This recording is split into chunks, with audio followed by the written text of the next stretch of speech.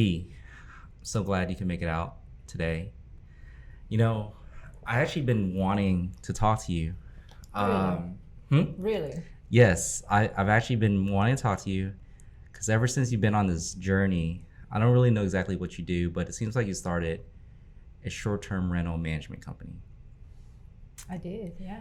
And so the first time I actually ever known about short-term rental, so I lived in Midtown, right, Mm-hmm. for like 13 years, and I had a friend that lived within like 2 minutes from us, and they had a three-story townhouse also. So Mm-hmm. they actually short-term rented their first floor bedroom, and they did it like, and they were like, I was like, is it kind of weird? They're like, no, you actually kind of meet interesting people by doing Mm-hmm. that, and they live there, right? Mm-hmm. They said that they would kind of focus on like interns, right? That would kind of stay Yeah. there 3-4 months at a time, and they like paid off their house real fast. Mm-hmm. And it was crazy. This is kind of the odd part was that they ended up having a baby, and they still did Wow. Airbnb. So I've always wanted to, I guess, learn about short-term rentals. I don't think I ever put someone in the house, you know, in my own house. But I mean, I got some long-term rentals. I think you did a little analysis for me one time. So, just real quick, who you are and what you do with short-term rentals. Hey, this is Vee Lee from Houston. I've been a real estate investor for, I say, 7 years now. Started out as I guess everyone started out as wholesaler at one point, and then you became a flipper, and then you accumulated enough capital reserve that you started to hold properties, and then you start looking at what other ways you can build wealth or make additional revenue, and that's how I got into the short-term rental business. So I know you had some long-term rentals. I mean, so I remember a few years ago, you had bought, what you call it, a bay house Mm-hmm. down in Galveston and what, Sea Isle? Is that Mm-hmm. right? Mm-hmm. Yeah. Right, not Jamaica Island, Sea Isle. Did it start then, or when did when did you like come flip the switch and be like, hey, maybe instead of doing long-term rentals, which everyone does, right? Mm-hmm. When did you like, hey, when did I should do some short-term rentals? That one did not really start it. That one I kept it, and I didn't do it as a vacation rental because I love the house, I love the area, so I wanted to keep it for us to come down and visit. So I was like one of the many other, second homeowner. Mm-hmm. The one that really started it for me was actually a townhouse in the Heights, Okay. and with that one, I tried to put it up for rent and put it up for sale, but it did not sell. So then I thought, you know what? Somebody came up with to me with an idea of why don't you do corporate rental? So then I furnished it, and then got into that, and then it didn't. We advertised on a site for corporate rental, and Mm-hmm. it did nothing. So I said, okay, well, what? It doesn't hurt. So let's try listing on other places like Verbo, which is short for vacation rental by owner, Mm-hmm. and Airbnb. And sure enough, it got booked, and that's when my eye got open. Okay. How long ago was that? Oh, 4 years ago, maybe. 4 years 4 years ago. ago, yeah, Interesting. maybe 3 or 4 years ago. It's been a while. You know, so like the one thing that I always, when you're in business for yourself, right? Mm-hmm. Sometimes you don't know what's possible Mm-hmm. until you just do it. Like it takes kind of a little bit of a mindset change, right? Yeah. Like if you've never done it before, like there's always doubt that kind of creeps in, right? Mm-hmm. Um, so I guess in this situation, someone just kind of like, hey, kind of opened your mind or kind of opened that avenue for you to kind of go that corporate rental route. The other one's like, how long has like Airbnb? That's I feel like is the most. I know you talk about VRBO, which I've actually booked VRBO like way before I think the existence of Airbnb, like for cabins, snowboarding and stuff like that. Yeah. But I feel like Airbnb was a little bit more recently. Well, so I guess, I don't claim to know it all, and I may misspeak the little minor detail here and Mm-hmm. there, but this industry of short-term rentals has been out for years. We can agree to that, Right. right? And Mhm. back then they were doing more like Excel advertising on like Craigslist and maybe some newspapers and stuff. And then VRBO came along, and they started to appeal to the homeowners. Airbnb, I believe, came in afterwards, but their concept, they started off as some college kid and wanting to share his room, or I think he's out of San Francisco, Mhm.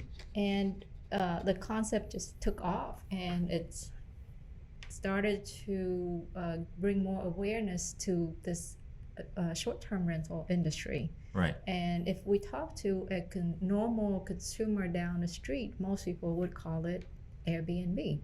Right. And me now being a professional, I always try to correct them and really explain what short-term rental means and what Airbnb means. Mhm. You know, 'cause I just, for me, it's short-term rental.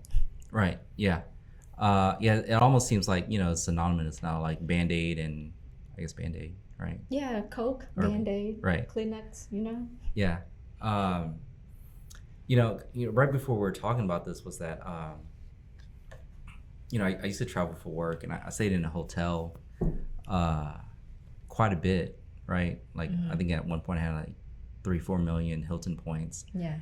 And when I first kind of heard about Airbnb, people were like, "Hey, you could try Airbnb when you travel." I'm like, no, thank you. I enjoy my fresh towels when I want it, and valet and all that stuff, or right on the beach if I want to stay on the beach vacation.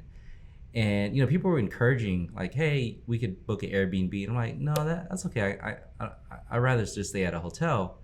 Um, but I guess the transition though is not really necessary just for vacation anymore, right? Like I feel like short-term rentals, there's people do it for work, or people just want to get like almost like a staycation in some instances also, or is it just mostly for vacations? Because I feel like I've seen some Airbnb that I don't think anybody wants to have a vacation in that particular location. Well, yeah, it's funny you say that. So we used to say the word vacation rental. Obviously, I actually named our company Buzz Vacation Rentals, but it's more than just vacations, you're right. It's more like short-term rentals. Mm-hmm. And there's people that come visit their family. They may, bring kids, and they may have, maybe a couple family that go together. Right. So they don't necessarily want to stay in a hotel or get cooped up in a hotel room. Mm-hmm. So they do, enjoy the roominess of a home. And if you think about it, 3-bedroom home probably is way more economical than a 3 hotel room, and you get more for your bucks, right? Right. Sure. I mean, absolutely. Yeah, so it's crazy that I used to think that way too. Like, okay, vacation rental, short-term rental, maybe just people on vacation. But now, especially after COVID, there's a new trend. Like people just, we did a research, and to see where most traveler would come to stay at our homes in Houston. Right. And to our surprise, most people would have guessed like Dallas, Austin, San Antonio. Mm-hmm. But to our surprise, the result was Houston. It's like people from Houston come and stay at home in Houston. That's kind of interesting. Yeah. So, when COVID started, I think I had some owners that, were considering short-term rentals or converting their long-term rentals to short-term rentals, and vice versa. Then, as you know, there was like this eviction moratorium, and then they just kind of kept it as short-term rentals. But so your company, right? It's called Buzz Vacation Rentals. Yeah. And what kind of properties do you manage? Like just really anything? Do you ever like buy rooms, houses only, or what kind of management do you do with it? We don't do by rooms. We do by per whole property. It's a different ball game to do the room share. It's not our business. There are other business model that do that. Our business model is we do rent out the whole house to one group, for friends or family. And most of the homes in our portfolio are 3-bedroom or more. Okay. Yeah. just make more sense for us. Okay.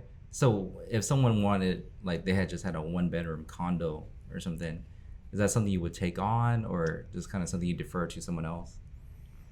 At the end of the day, I always defer to what's best for the homeowners. Right. Realistically speaking, a one bedroom can only generate so much in revenue.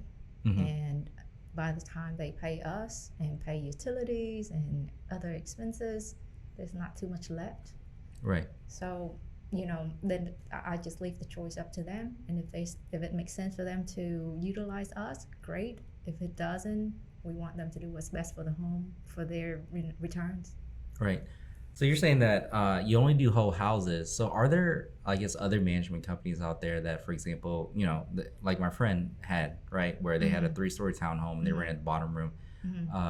Is there a management company that do you know of that just, or is there a market for that? Or do people who do that really just manage it themselves because they're already inside the house? So if the owners still live in the home, Mm-hmm. it could become really challenging to manage. Yeah, I can see that. With the guests. Like you have to massage the owners, you have to massage the guests. Not literally, right? Yeah, not literally, I hope.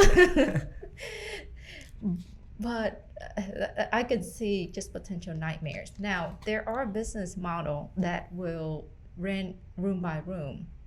And I think they may do it on a weekly basis, not a nightly basis.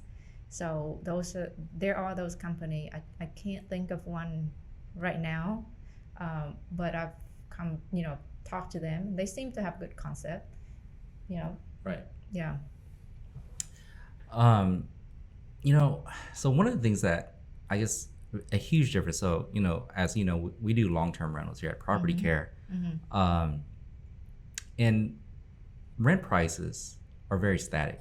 I mean, it may go up a few percentages a year, every year or something like that.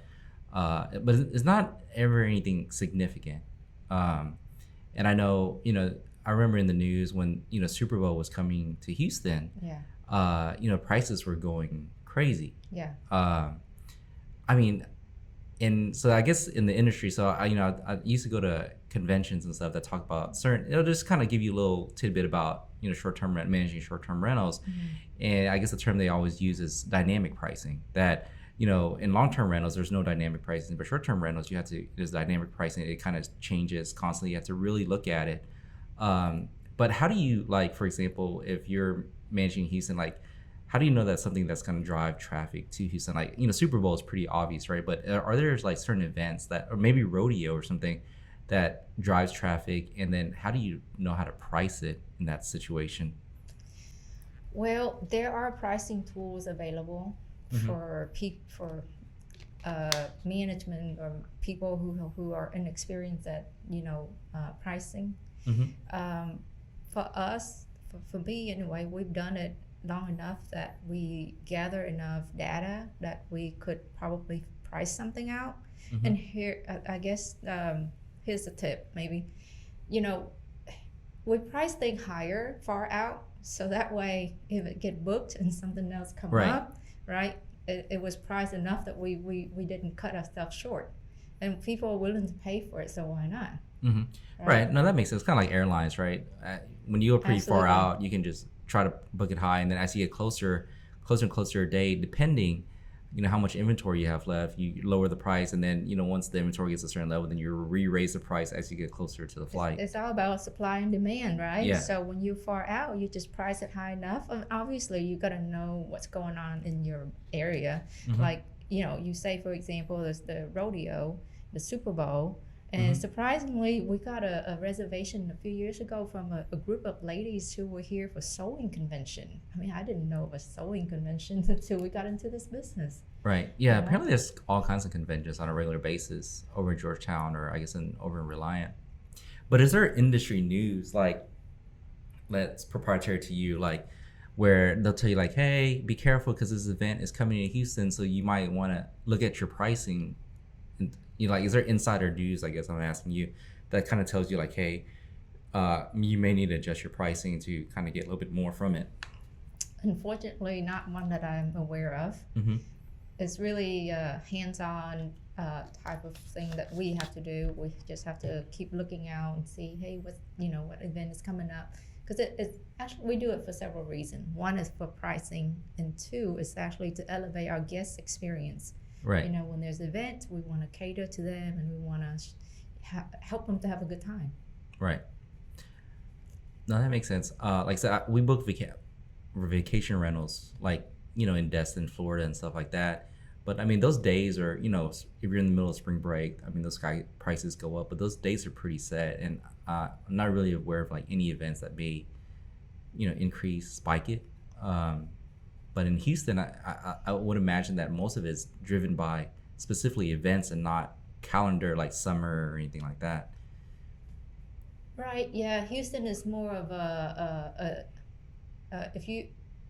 there's some destination, locations like Galveston, Destin, Miami, or Vail, for example. So they have seasonality. Right. Houston doesn't really have too much of seasonality. You're right. It's event basis, and then you have those other areas that just steady. Mm-hmm. With like people coming for work, coming to visit family, or their house just maybe under construction. Right. Yeah. We actually got a huge spike during a hurricane, and not that we wish ill on anybody, but the evacuees need a place to stay. Mm-hmm. People that have their home damaged from the storm, they need a place to stay, and hotels not ideal for months. Right. So if someone like was thinking about it, Mhm. right? Like, hey, I got this property, want to do some short-term rentals. What has been like the most challenging, thing for you to kind of, one, get started, right? And then just challenging overall in general, like, like after you get started. For the homeowners? Yeah, for the homeowners. For the homeowners, I think the biggest challenge for them, I think, if they already come to the right property, Mm-hmm. then the biggest challenge obviously is the upfront cost. Right. Uh, I mean, you just mentioned the right property. What makes a right property and a wrong property then? the right property is the one that's generating enough revenue. Okay. That's all it is in my definitions. Mhm. Okay, actually, sorry. There's two things that makes the right property. Right. One is that the short-term rental is allowed at Okay. that property, and the second thing is it makes incomes. It makes money sense. So Right. those are the only two things that make a property the right property, in my opinion. Is the whole being allowed at a property, is that a big issue? It was huge. I spoke with a friend the other day that rented out his home in the Galleria area Mm-hmm. and was shut down by the city. Really? Yes, and The that was city, not even like the HOA. The city. The city. It's The like c- city of Houston. the city of Houston, and Okay. that Because I've only heard like HOA issues that kind of risen from it, but I've never heard of the city actually coming in and saying like, no, you're not allowed to. I don't know all the specifics of that. However, that was the first time I learned of that scenario as well. Mm-hmm. I had one that was shut down by the HOA, and after further research, we actually in a lawsuit with them right now. Because that is the property right, the owner's property right to rent, to do what they see fit Mm-hmm. with their home. So Yeah, actually, I had a friend that he had a house. I guess he had this like little tiny house in his backyard. He kind of lived Mhm. out a little bit further out in Houston, and I want to say he didn't even have an HOA, but I guess within the neighborhood there's some kind of deed restrictions, and it turned out that the neighbors found out that these, I guess the guests for the Airbnb were going kind of in the backyard and stuff, and they came out and tried to prevent him from having, doing Airbnb or short-term rentals within his backyard. I know he took it to court. I don't know what the result of it is. I believe, was there not some kind of court case recently in Texas in relation to, I guess, Airbnb or short-term rentals for people? Well, the biggest case that was that worked in our favor was the case out of San Antonio, and the owner took the HOA all the way to the Texas Supreme Court and won the case. Okay. So that set the precedent for all the cases to follow, but there's still a lot of cases on the dockets. They don't know where it's gonna go in the end, but I think from what the attorneys are saying, the attorney that helping me with my case is saying that it's actually working in the way he interpreted the law, that it's working in our favor. Now, I'm gonna maybe throw in something here too, is why we having all of this problem is that there are many investor or people who want to, make a little bit extra money and maybe use Airbnb as the way to market their home, but they don't do the due diligence of showing respect or care for the owners and just for the neighbors, and just have anybody and allow party and wild stuff to happen. Right. That's how all this started, right? Right. If everybody just do it right, vet the guests and make sure they're aware that, hey, this is a neighborhood, don't be crazy. Right. Then we wouldn't. I don't think we would have so much of this argument. So what did that Supreme Court case, the Texas Supreme Court case, not the federal one, right? What did that resolve, or what did that allow owners to do in regards to short-term rentals? Basically, is declare that it is within the homeowner's right to rent it out, and that it is considered a residential activity when you rent your house out on Airbnb, on short term. Right. And it's because these people are renting the home to eat, drink, and play, home, residential activity. They're not renting the home to run a business.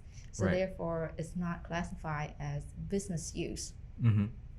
So the HOA can go by restricting it by having clause like no rent terms of less than X days to minimize the short-term rental.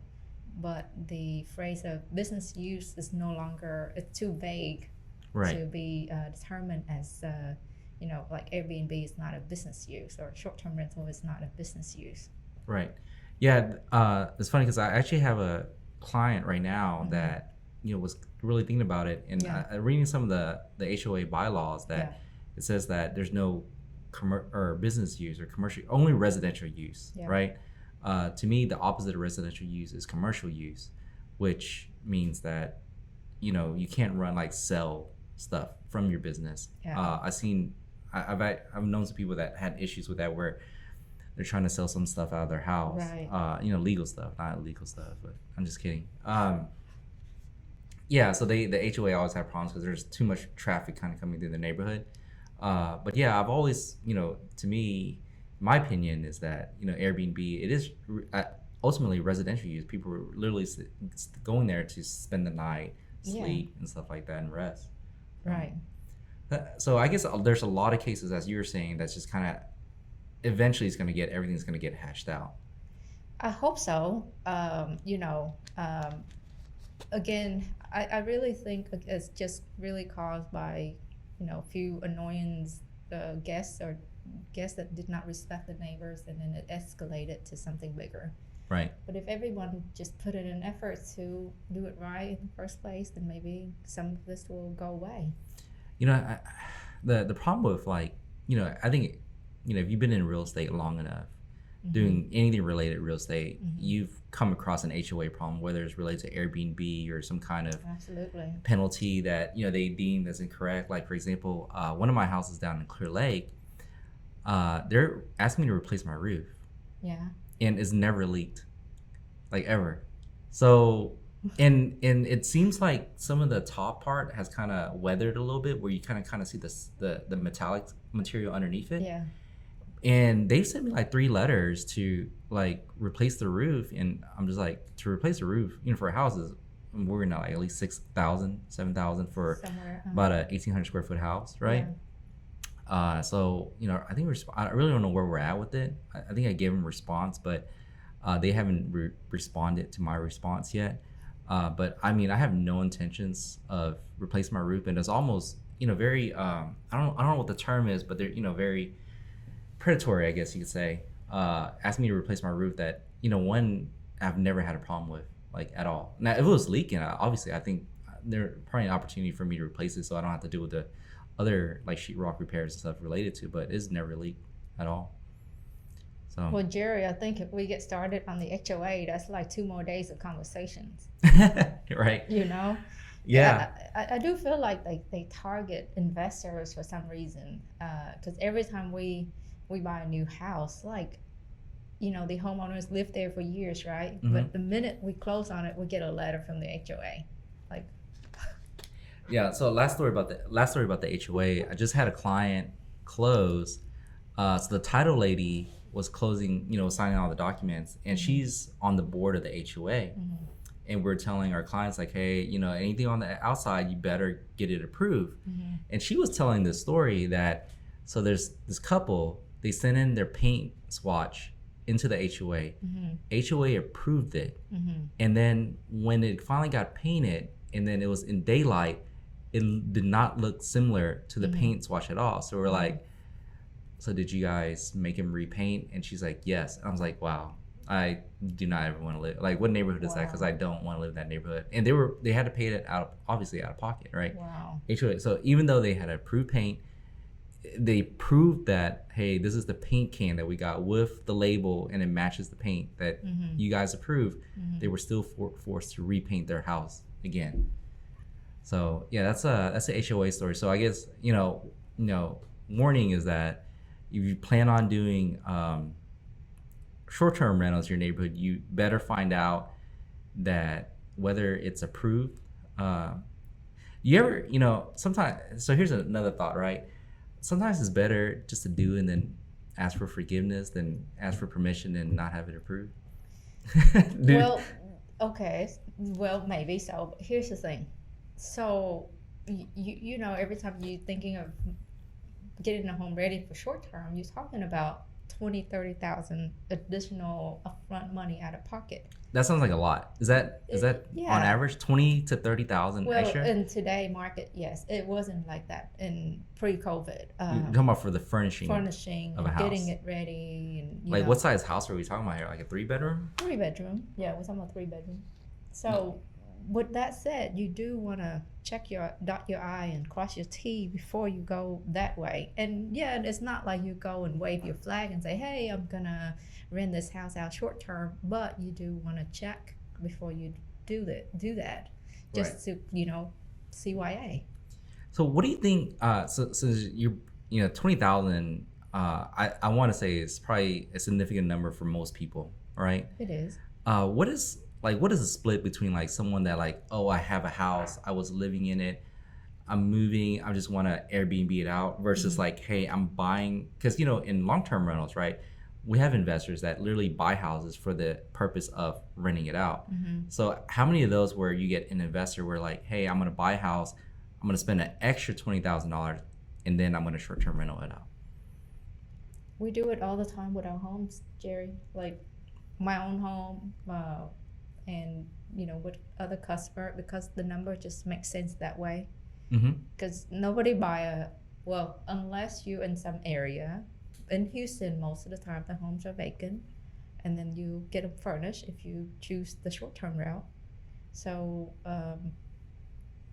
to what you were saying, the cost of furnishing used to be, I was able to furnish a 3-bedroom house for 5,000-6,000.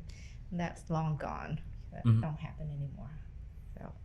Okay. So do you still hold on to your long-term rentals? I know you've had some long-term rentals before. Do you still hold on to those, or you just kind of converted them all to short-term rentals? Wherever possible, I convert them. Okay. Where it's not possible, I don't. Yeah, you know, that just begs the question: what makes it possible versus what makes it not possible? Numbers, rent. Numbers, rent. Okay. How much can I get in rent for this home, versus long term? Yeah, interesting. Is there so as a person like me, right? Uh-huh. You know, I have a townhouse in Midtown, and you know, I'm not really looking at any kind of property manager. Where would be best for me to go? Like, how much to find out? Like, is it normally based on a day rate or a week rate or multiple day? I don't know. What Okay. is? So for the normal consumer, typical an investor who does not have access to data like we do as a company, how do you go about estimating what kind of rent you're going to get? Is that the question? That is the question. But yeah, exactly. But without having, I guess, the special data that you have that no one Right. else has. I mean, is there like a special license for to be, I guess, to get that data? I mean, like for instance, like you gotta get your realtor license to look at, you know, rental There's leasing no data. there's no license. Anybody can go on airdna.co, airdna.co, Air DNA, like yeah, dog. I don't know. air Yeah. DNA, yeah, your Okay. Air DNA, DNA. yeah, Okay. .co, Mhm. and there's a tool on their site called the Rentalizer. You Mhm. can just put in your address, put a number of bedroom, bathroom, number of people asleep, and it tell you what you get for your rent. Now, with that number though, you have to be careful because they call it the scrap data, where they just look at all the other homes in the area Mhm. and see what the average rent is for those other homes, and then they calculate the occupancy rate and all of that. What they don't take out is fees, taxes, and they don't. If let's say you have a home in that area and you block it out for your personal use, Mhm. AirDNA calculates it as occupancy. So that's where it gets screwed up a little bit, and that's where Right. experience matters. You know, so that's the easiest way to figure out how much you're gonna get for your rent a month or a year free. Right. So what are so like okay, I have for example, like I said, I have a house in Midtown. Mm-hmm. Now I just found out to furnish this house is gonna cost me $20,000 that I don't have. Okay. And that what other expenses? Like I can't imagine you gotta provide internet, I would imagine, right? Cable TV or washer dryer. Is that even normal to provide washer dryer? Just Yeah, completely clueless. the house gonna be fully furnished, just like you would be living there. Mm-hmm. So yes, so you gotta have refrigerator, washer, dryer, toaster, coffee maker, Mm-hmm. you know, different kind of cups, wine glass, beer mug, maybe, Right. uh, everything. So we do factor all of that into the furnishing cost.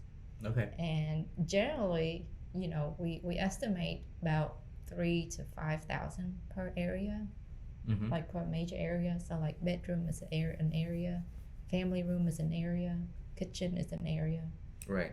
So if someone's more efficient and a thrift shopper, they may be able to get it on the low end, and but for nicer home that we expect to get higher revenue, we do go with the higher end stuff. Okay.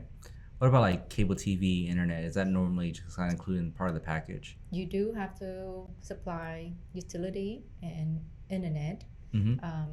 We don't do cable TV. We have smart TVs, Okay. so we don't have cable TV, and that's a preference. We haven't had any issue with no cable TV. Yeah. So yeah, so on and on, that probably add $500 on an average per month to your expense.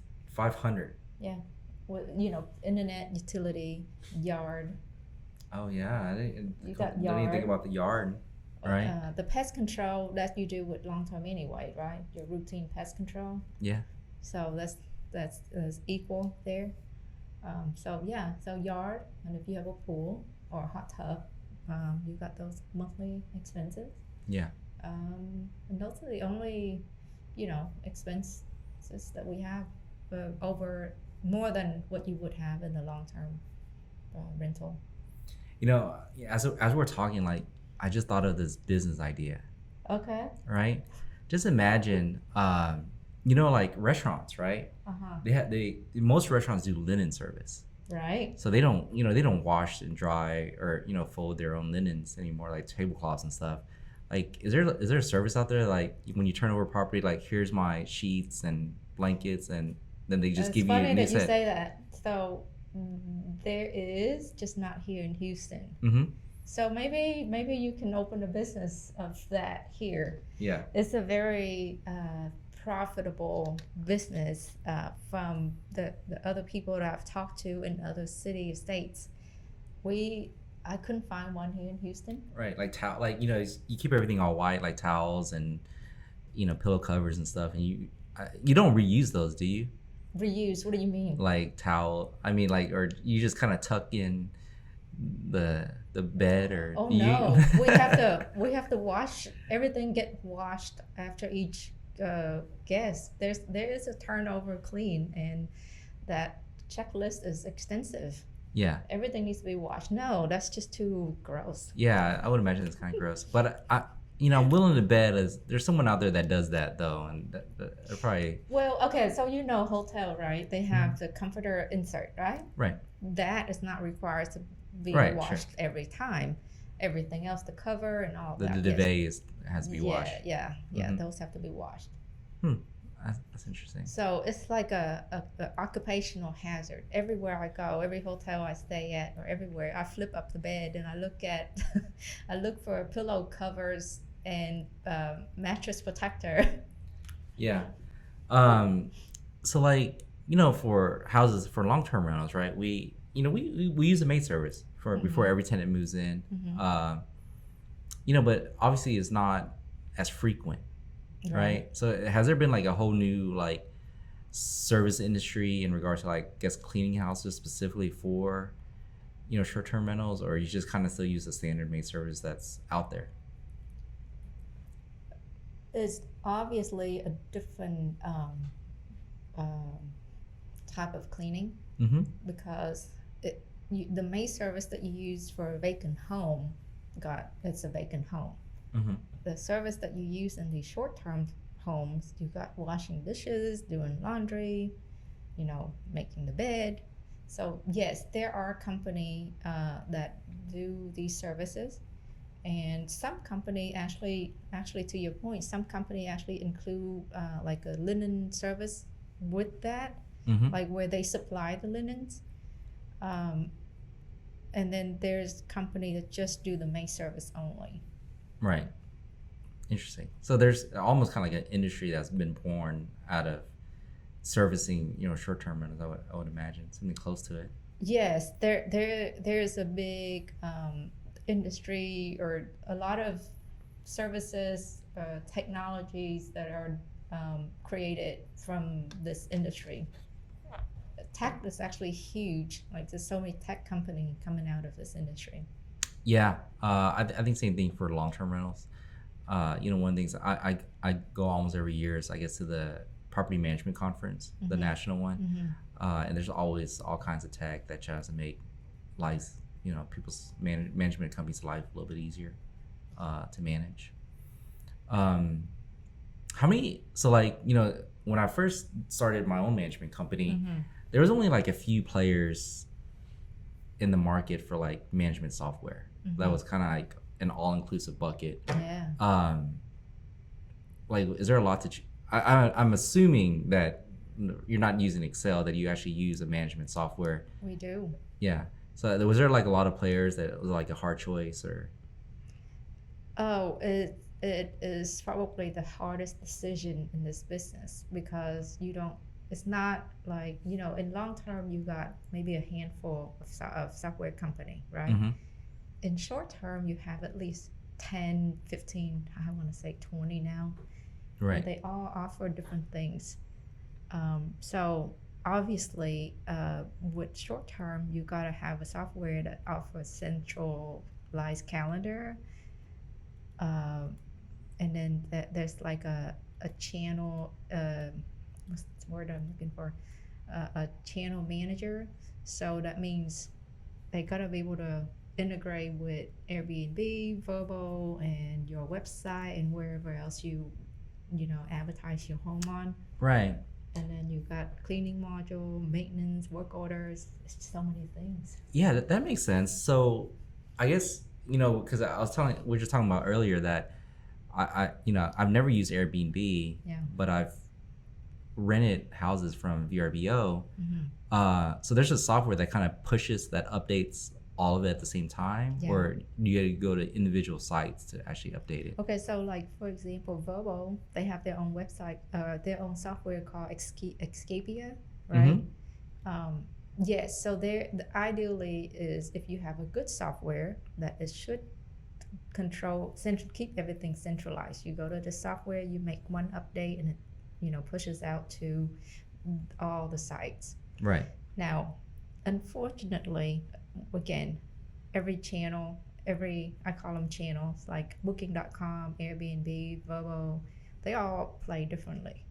Mm-hmm. They have their preferred vendor too. Right. So some, like Airbnb, to their credit, they are very friendly. So they do have direct integrations, API with almost every software.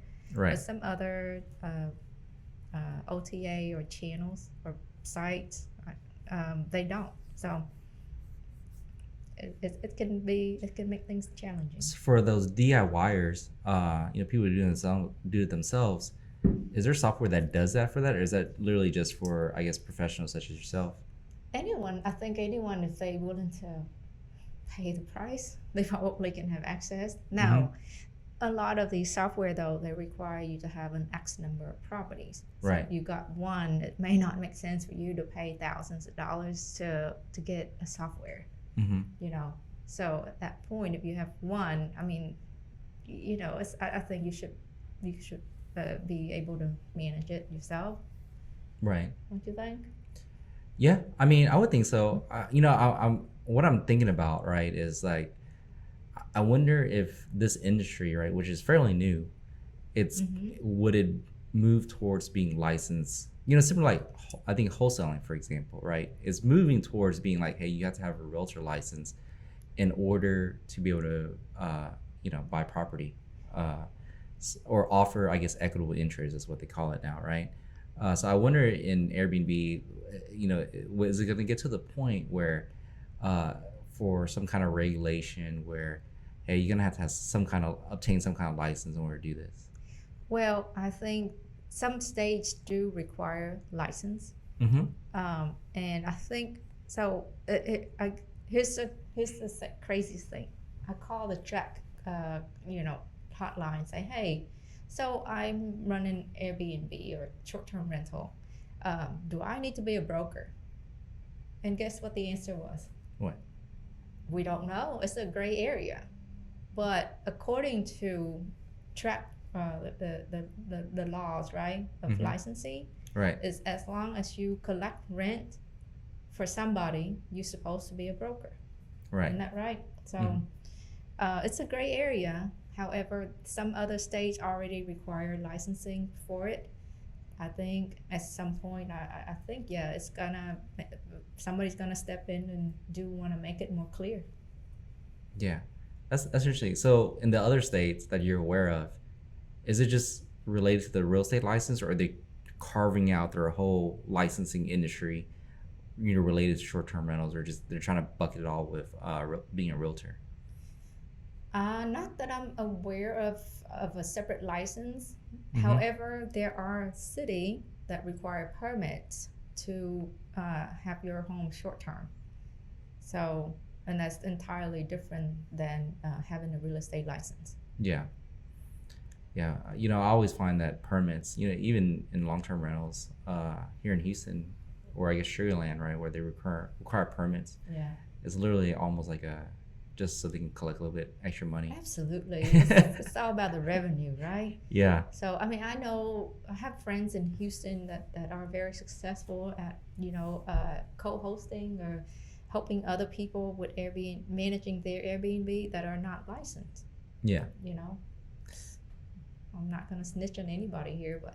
Right. So if you're an owner, right, owner of a property, got a property, and like, hey, maybe I want to do short-term rentals. Yeah. what is like the first consideration, first step that they got to take to even take the net, kind of jump into it? Are you talking about someone who already have a home? Right. Like I'm moving out. I got a property that I want to rent out. I don't know if I want to do short term or long term. Maybe short term, but I don't know anything about it. So like, what should I do? Oh, this should call Bus Vacation Rentals. Just call Buzz. Okay. Was it buzzvacationrentals.com? That's right. Yes. No, we're happy to take a look at the home to see if it's the well, first thing is get the HOA docs, deed restrictions, and see if it's possible, and then look at the numbers. See, okay, if I was going to do a short term. For me, it's the numbers, but for some other people, it could be something else. It could be, well, I'm gonna move, but I still want to have the ability to come and stay here for a week or two, maybe a month when I'm in town. Then maybe there's other incentive to keeping it short term. Right. But because I'm an investor, so for me, it's all numbers. Yeah. Yeah.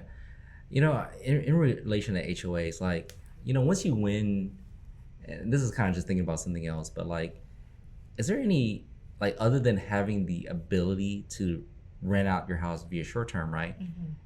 Do you get any kind of like from these court cases, you get any kind of financial benefit, like from a penalty standpoint? Like, because HOAs, right? Like, when you get like, if you're a homeowner or a landlord, you get a legal letter from HOA, it kind of scares people a little bit, just because like you have this large corporation.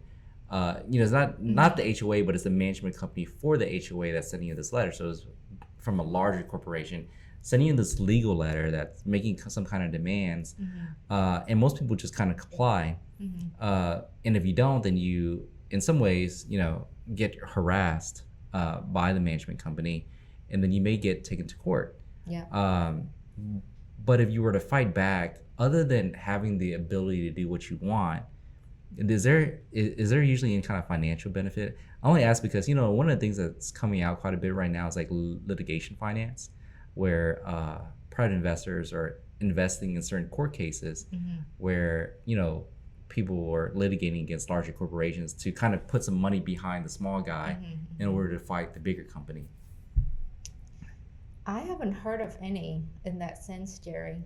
No. No, but I wouldn't be surprised. Now, here's my other thought on that is, what if you find a way to become the manager for that HOA, the management company, right? Right. So then you would just be writing a letter to your own property. Well, usually for the management company, but remember that the board, so people always get confused, right? There's the HOA, which is run by, which is the board. Right. The board actually goes out and agrees and hires a management company, and then based on a set of guidelines that the board provides the management company, they're the ones that kind of run the HOA that was hired by the board. Well, so yes, so I had a property that was rented out short term, right? And the member of the board did not condone or did not agree with what we were doing with the home. So they actually were harassing our tenants, guest tenants. They came knock on the door every time. So yeah, I see your point. I hear you about this HOA thing, but it is what it is. Right, sure. But it's such an item that has to be taken in serious consideration, because to your point, you can spend $20,000-$30,000 on furniture, and then HOA comes knocking, and it's game over, and you got $20,000-$30,000 of expenses that you incurred. Now, I'm not an attorney, but I was told, okay, just like you said earlier, the right. HOA. We're not providing any legal advice here. Right. The HOA can write you letters, and you can choose to comply or you can choose to ignore. Right. They don't have any legal ground, or they don't have any repercussion until they take you to court. And when you go to court, it's a fair game. Right. You know. Yeah, but then again, so is you're taking to court, but you're coming out of pocket with your own your attorney. I mean, I would imagine you had to hire an attorney, Absolutely. right? Which Yeah. is, everyone knows is not very cheap, right? Right. Now, 20,000, 30,000 in furniture. Now, another few thousand, $3,000, $5,000 retainer, Yeah. just to have an attorney to defend you. Yeah. And the ending result, literally, is that you can Airbnb your house. Well, that's never the outcome that you want to have. Mhm. And so that's why I said you gotta, at some point, you gotta deal with it head on. You gotta maybe try to make peace, be nice to your neighbors, Mhm. see if you can come to some kind of agreement. And if it doesn't get anywhere, then obviously your last resort is to hatch it out in court. But Right. always want to work it out first. Okay, so have a property, thinking about short-term rentals, get the HOA bylaws and read it. Maybe even, get someone that, you're not legal, is Yeah. very written legalized, Yeah. legalese, right? Yeah. To really vet it out Yeah. and make sure that, hey, you're able to, do short-term rentals within your property. And step 2 is go to buzzvacationrentals.com and put in your information so you can get analysis on Right. whether or not it makes sense. Because it sounds like there's, if someone would have told me that you're going to incur about $500 in monthly expenses, Yeah. Whether it's occupied or not, like that just sounds like a lot, and that's not even including like property tax and stuff like that, right? Well, taxes, premium interest, insurance taxes, those are the Okay, same, right? so within your $500 number that you talked about No, earlier. no. Those are okay. Sorry, let me clarify that. Mhm. So when you buy an investment home to rent, Yeah, you will have premium, interest, tax, and insurance that you pay, absolutely. regardless. If you carry a note, right, you got Uh-huh. premium and interest. If you don't have a note, then it's tax and insurance. Right. Okay, so that's the same across the board. The additional expenses that you will incur for short term would be utility, Right. internet, yard maintenance. Mm-hmm. Those are the main expenses that I can think of right now. Right. So, what do those like come out? I would imagine if you get yard work done once a week, we're talking about like That's my $120. $500. So that's your $500. So Yes. so it's really $500 on top of your variable costs related to principal, interest, in taxes. Right. Okay, The so it's five- $500 on top. Right. Yeah. So definitely they were considering it. Probably talk to V at Buzz Vacation Rentals because that seems like a big number. It is, and I mean, we it's a cost have- of doing business. Right, and okay, so let's say you pay 500 more, right? Mhm. But if you can get 1,000 more, even after you pay 500, it's worth doing it, Yeah. No, for sure. right? So, For so sure. yeah, so that's, But you got to be able to you have to have all the information in order to run your analysis because if you were me, I'm like, oh, I'm making so much more than long-term rentals and then completely forgetting the internet costs. Like I don't do yard work. I do my Yeah. own yard. Like I don't even have a lawnmower person. So there are costs that you may not consider that you probably should be considering in your analysis. But with all that said, right? With all that said, I know a lot of people that has done short-term rentals and have found it extremely lucrative, though, which is kind of So this is not to scare anybody. It's just I just know a lot of people that obviously you have found it lucrative, and I know a lot of other people have found it lucrative also. if it's done properly, yes, it will be. It can be very lucrative, and if you do it like a business, don't think of it short term. Don't rent out to a party bus because you want to make that $500 rent for that night. Right. So just treat it like a long-term business and do it right. Yeah. Do you ever deny people? Absolutely.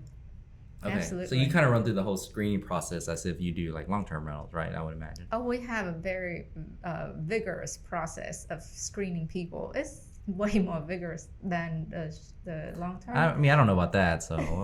Well, we're not looking at income or anything like that, right? Yeah. Obviously, but we do a background check from us anyway. We do background check. We do verification, just so that we make sure the people who have access to our home are people we okay with having Right. access to our homes. Okay, well that's all I had for you. Again, I guess you know, That's it, Jerry. yeah, I mean, it sounds like I said, I've been very interested in it. Yeah. Obviously, we had talked, you had done an analysis on my townhouse, and Yeah. uh, you told me objectively that it almost kind of equated to the same Right. with long-term rental, so we Right. didn't go forward with that one. Yeah.